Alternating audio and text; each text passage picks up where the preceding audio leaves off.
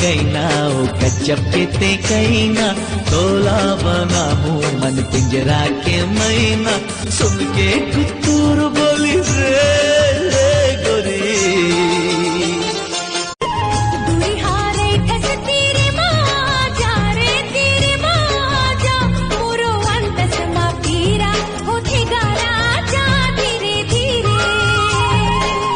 मिठ मिठ लागे माया के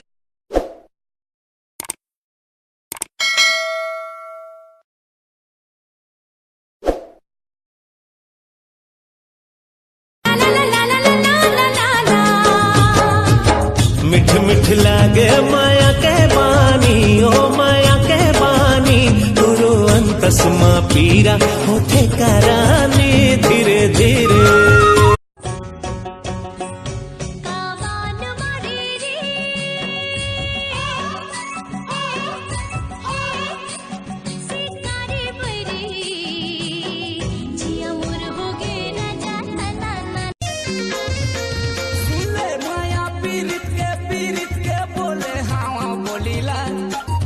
हल्का माझा लेना झन करते हंसी ठिठोलीला पार नदी बीच माँ कहाँ से तय आगे गोरी कहाँ तोरे गाँव केस तोर लागे जैसे सरई पेड़े छाँव केस तोर लागे जैसे सरई पेड़े छाँव